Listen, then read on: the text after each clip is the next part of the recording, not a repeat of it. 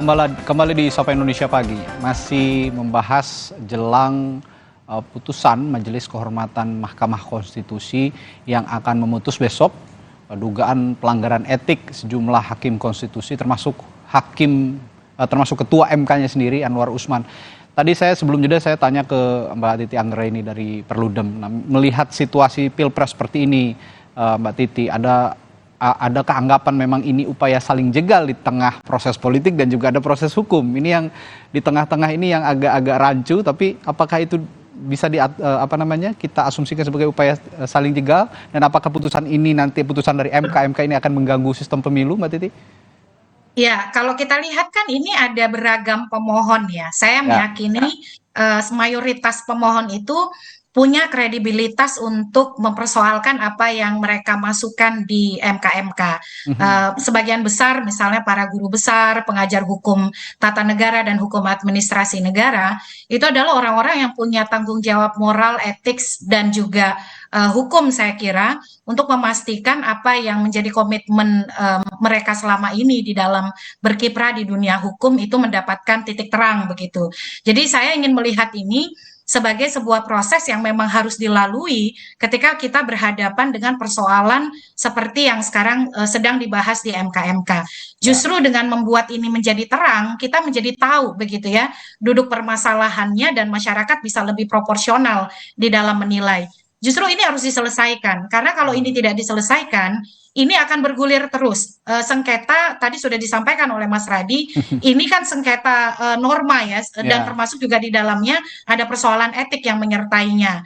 Dan kemudian di ujung itu masih ada perselisihan hasil pemilu. Betul. Bukan tidak mungkin kalau ini tidak secara terus-menerus kita carikan jawaban, ini akan terus terbawa begitu, dan ini akan menjadi narasi yang mewarnai pemilu kita. Ke depan ini memang harus ada perubahan undang-undang pemilu, terutama mengatur soal prinsip-prinsip menjaga stabilitas aturan main tanpa mengurangi kemudian hak konstitusional warga negara untuk dipilih ataupun memilih begitu. Tetapi ingat, pemilu itu adalah rangkaian dari bangunan proses yang itu harus berkepastian, karena prosedurnya itu harus terukur.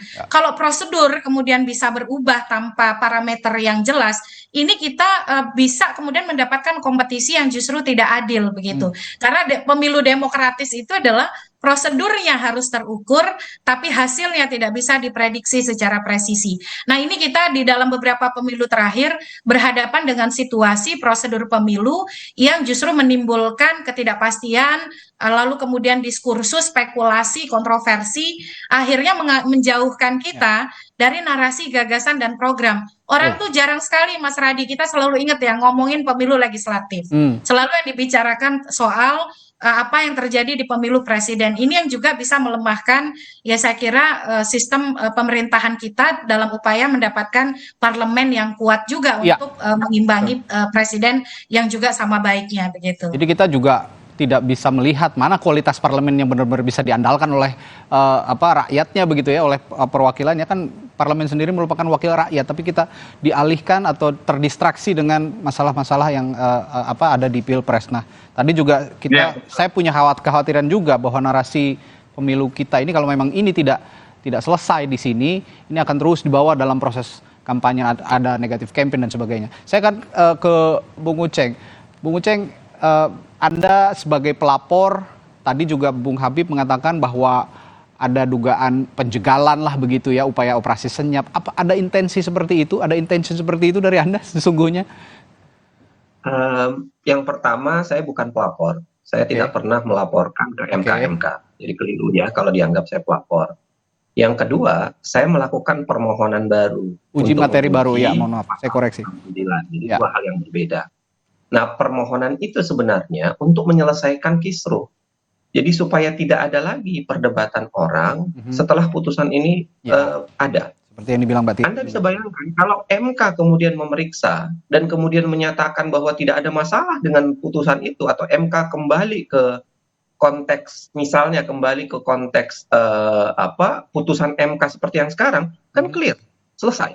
Orang tidak bisa lagi memperdebatkan bahwa Gibran itu menjadi cacat secara konstitusional atau tidak. Jadi tolong dipahami, ini bukan soal berlawanan dengan Gerindra. Anda keliru kalau kemudian mengatakan ada intensi, ini nggak ada kaitan dengan itu. Ya. Ini mencoba mengklirkan. Jadi pasca putusan MK atau pasca putusan ini itu dilakukan, harus ada upaya untuk mengatakan 169 ini clear-nya, kalau menghilangkan konflik kepentingannya, putusan clear-nya harusnya seperti apa. Dan itu bagus untuk memperlihatkan dan mengatakan bahwa MK sudah dipurifikasi dan ke depan seperti apa sebenarnya. Jadi tidak ada lagi orang perdebatan soal ini calon kandidat yang inkonstitusional atau cawapres yang inkonstitusional. Bukan itu mau diselesaikan satu. Yang kedua adalah begini, semuanya tentu adalah penafsiran karena undang-undang tidak memberikan penjelasan dengan detail. Makanya saya bilang tadi, kalau pasca putusan MK lalu kemudian di situ ada kemungkinan untuk memerintahkan pemeriksaan ulang karena begitulah bunyi Undang-Undang Kekuasaan Kehakiman. Nah, paling tidak permohonan ini bisa menyelamatkan itu dengan mengatakan tidak perlu MK yang perintahkan, MK bisa melakukan pengujian karena adanya permohonan ini. Ya. Bahkan kalau MK tidak perintahkan apa-apapun, ya kan MK sekarang tetap bisa menguji permohonan ini dan menyelesaikan sebenarnya perdebatan yang kita lakukan ini. Supaya tidak ada lagi orang mengatakan bahwa ini putusan yang diambil dengan konflik kepentingan dan bisa mengakibatkan inkonstitusionalitas atau cacat terhadap salah satu calon presiden. Oke, ini clear berarti ya. Ini intensinya tidak ke sana Bung Habib, tapi untuk justru agar Gibran ini kalaupun nanti disahkan jadi benar-benar bakal. Saya tanggapi biar nggak habis waktu. Ya, silakan. Ya. Jadi ada azas res judicata pro veritate habetur. Ya. Setiap putusan pengadilan harus dianggap benar. Kalau kita baca tulisan buku Pak Sudikno Mertokusumo, putusan pengadilan itu macam-macam. Ada putusan pengadilan yang berdasarkan keterangan palsu sekalipun. Ada putusan pengadilan di mana dalam prosesnya hakimnya terbukti tipikor. Tapi apakah putusan pengadilan tersebut bisa diuji berdasarkan fakta tersebut? Tidak bisa.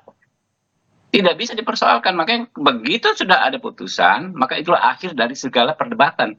Bukan membuka perdebatan baru lagi. Kapan selesainya? Gitu kan. Nggak akan selesai. Setiap perdebatan terhadap sesuatu hal yang ada di proses hukum, diakhirnya dengan putusan pengadilan tersebut. Nah, itu yang saya katakan bahwa ketika macam-macam cara dilakukan, kami ini merasa ada yang ingin menjegal. Gitu kan. Coba ya. Ini kalau kata saling jegal nggak pas, Pak. Ini kami merasa dijegal. Kenapa? Dikabulkannya permohonan anak muda yang lalu diputuskan anak muda yang berprestasi pernah terpilih sebagai sebagai pejabat yang dipilih melalui pemilihan umum, itu kan tidak merugikan siapapun di luar anak-anak muda itu juga sebetulnya.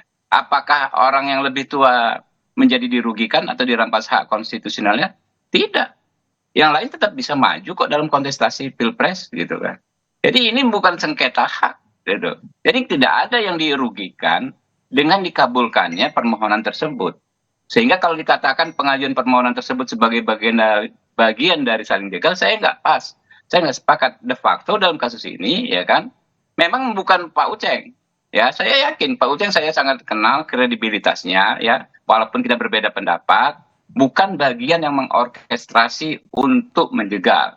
Mbak Titi juga saya kenal, bukan kali ini saja kita bertemu dan berdebat, kita udah belasan tahun bertemu dan berdebat. Saya tahu betul mereka ini orang-orang yang integritasnya nggak perlu dipertanyakan. Tetapi saya merasa perlu juga mengedukasi masyarakat soal prinsip-prinsip dasar tersebut.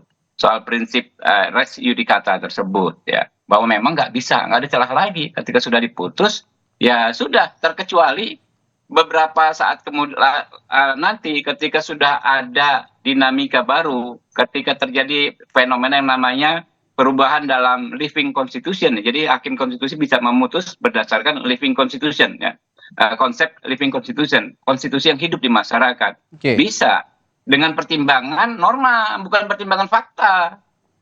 Nah, kalau yang terjadi di MK di analisa CCTV dan lain sebagainya itu kan fakta, bukan norma.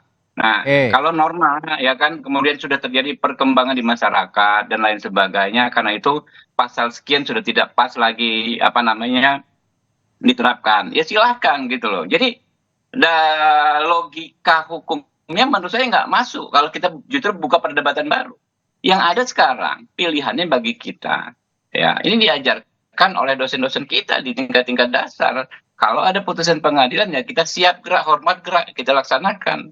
Tidak ada cara lain. Nah ini perbedaan pendapat saya dengan Bang Uceng ya. Ya nggak ada masalah, tapi mohon maaf saya tidak pernah ya menuduh teman-teman ya, akademisi dan lain sebagainya bagian dari atau proksi dari orang yang ingin menjegal kami.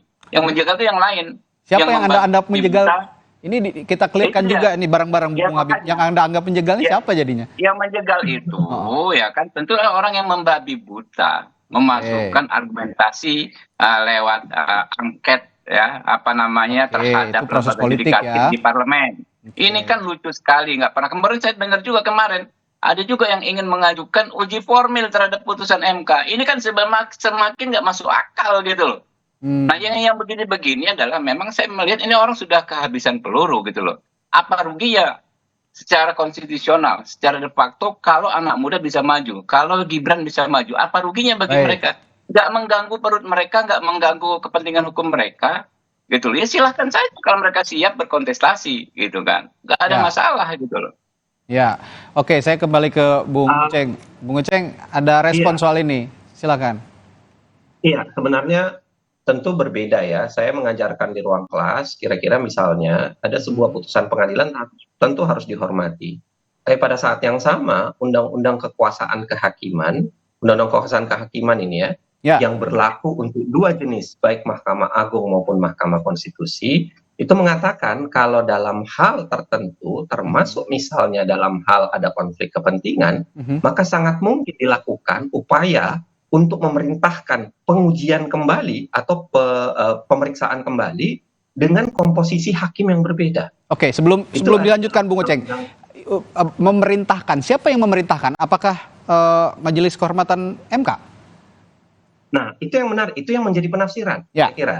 Kalau dalam konteks Mahkamah Agung jelas relatif lebih mudah karena Mahkamah Agung bisa memerintahkan. Kalau di Mahkamah Konstitusi ini menjadi perdebatan. Mana? Makanya itu yang saya bilang tadi ada dua pilihannya. Kalau MK memerintahkan bisa dilakukan pengujian. Kalaupun MK tidak memerintah apa-apa atau kemudian jangan dipaksa itu, maka kemudian dengan permohonan baru ini MK terbuka peluang untuk melakukan pemeriksaan. Paling tidak untuk menyatakan bahwa ini. Coba bayangkan kalau MK kemudian menyatakan bahwa ya putusan kemarin sudah konstitusional, selesai perdebatan, nggak ada lagi perdebatan. Dan yang paling penting sebenarnya kita bisa bayangkan begini, apakah putusan permohonan setelahnya itu harus agak panjang baru bisa dimajukan? Enggak juga. Bahkan kalau kita bandingkan misalnya putusan 50, 51, 56 dengan 90 dan 90, itu kan terjadi pergeseran hakim luar biasa. Padahal itu diputus hanya beberapa hari. Hakim-hakim MK sendiri yang mengungkapkan itu kan. Beberapa hakim MK yang mengatakan ini terjadi perubahan luar biasa nih dalam perkara beberapa hakim yang bermasalah yang berbeda kemudian dengan putusan 90. Nah, saya kira itu sebenarnya tidak lagi bisa dikatakan bahwa ya tidak boleh dimohonkan sepanjang ada permohonan MK berkewajiban untuk memeriksa permohonan.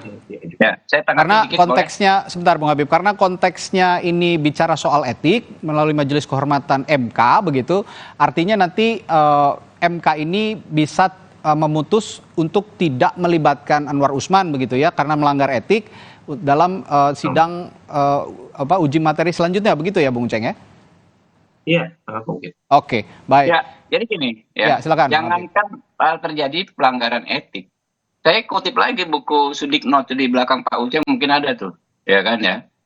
Sudikno. Kalaupun dalam persidangannya ada saksi palsu sekalipun, tetap saja berlaku azas res justisia, justika gitu loh. Bahwa harus juditika harus ya dihormati. Nggak bisa. Anda kita ikuti kasus Patrialis Akbar. Kasus Akil Muhtar. Terbukti sah meyakinkan inkrah melakukan tindak pidana dalam menjalankan tugasnya memeriksa perkara di Mahkamah Konstitusi. Apakah waktu itu ada desakan juga untuk membatalkan putusan terkait? Desakannya aja nggak ada kok setahu saya, gitu loh. Ya, Baik. jadi ketika Bang Uceng tadi menyatakan yang disampaikan itu benar, itu kalau di peradilan umum. Memang undang-undang kita ya juga mengatur dalam satu undang-undang kekuasaan kehakiman mengatur kekuasaan kehakiman di Mahkamah Konstitusi dan di MA. Tetapi ada sistematikanya juga yang lebih diatur detail sebagaimana disampaikan oleh Mas Uceng tadi itu di Mahkamah Agung. Makanya Mas Uceng bahasanya ini harus diperdebatkan. Intinya kan nggak ada ketentuannya di dalam undang-undang tersebut bahwa peradilan ulangan itu dikenal di ini. Kalau di Mahkamah Agung, peradilan yang di bawah Mahkamah Agung masih agak mungkin ketika ada upaya banding, upaya hukum. Nah, ini menjadi peluru-peluru untuk upaya hukum. Tetapi ketika inkrah pun nggak bisa gitu loh. Oke. Atau menjadi upaya untuk PK. Di sini pun nggak ada PK di Mahkamah Konstitusi.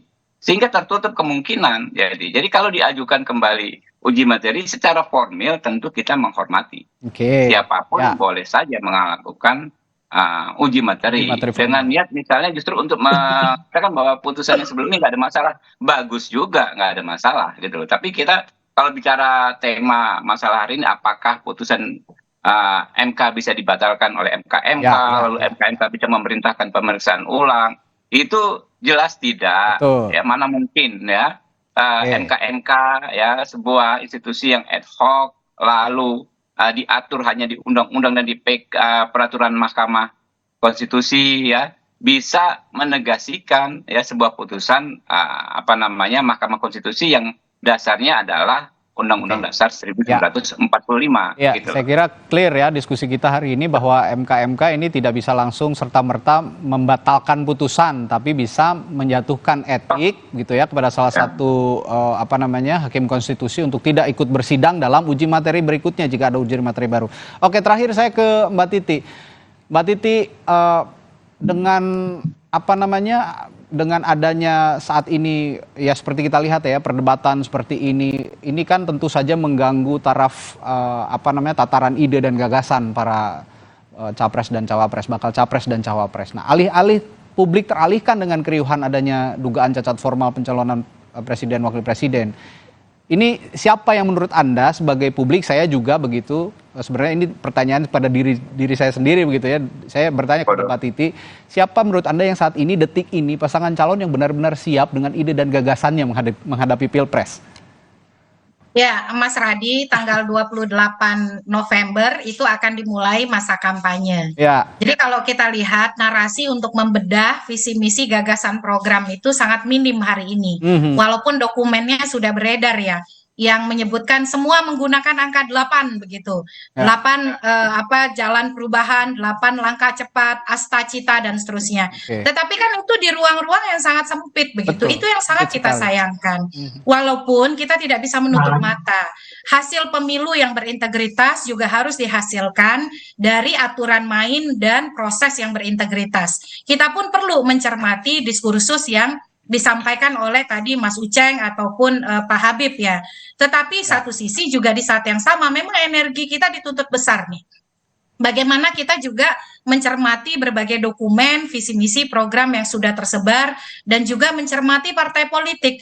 Kekhawatiran saya adalah kita kemudian tidak punya cukup energi, cukup ruang untuk membahas visi misi gagasan, mencermati rekam jejak dan juga memberikan atensi pada pemilu legislatif. Nah, inilah yang harus kita selalu ingatkan begitu. Tetapi di saat yang sama, membahas yang kita diskusikan juga penting. Tinggal kemudian soal bagaimana kita mengatur ini semua menjadi orkestrasi yang nanti 2024 itu ketika sampai di bilik suara, siapapun yang ada di surat suara itu dipastikan hadir dari aturan main yang adil.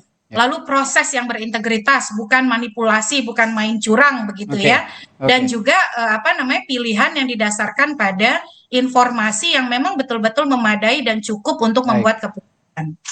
Baik, kita dalam konteks ini kita juga terus mengamati mana bakal capres dan cawapres yang benar-benar sesuai dengan pilihan kita, tapi di sisi lain juga ada proses yang berlangsung di Majelis Kehormatan Mahkamah Konstitusi. Kalau saya boleh mengutip filsuf Santo Agustinus yang membelah negara dalam dua skema ya, yaitu civitas Dei, negara Tuhan, dan civitas terrena. Nah, kita harap MK ini sebagai representasi publik begitu ya, representasi civitas Dei, mewakili Tuhan begitu di bumi, sebab itu posisinya sangat suprim. melalui Majelis Kehormatan Majelis Kehormatan MK juga nanti apapun putusannya, setelah itu ada berproses lagi sidang susulan begitu ya, ada gugatan baru, ini yang kita tunggu sama-sama, semoga MK bisa memutus mewakili Tuhan karena memang final and binding gitu ya, supreme kekuatannya di muka hukum di Indonesia begini. Ya, baik, terima kasih pakar hukum tata negara sekaligus pelapor atau bukan pelapor ya, atau uji materi, pemohon ya begitu ya, pemohon dalam uji materi berikutnya, Zainal Arifin Mokhtar. Lalu juga ada Waketum Partai Gerindra sekaligus tim kampanye Prabowo Gibran Habibur Rahman, dan anggota Dewan Pembina Perkumpulan untuk Pemilu dan Demokrasi Perludem Titi Anggraini. Terima kasih Bapak-bapak dan Ibu, selamat pagi, sehat selalu. Ya. Baik, saudara, Sapa Indonesia Pagi.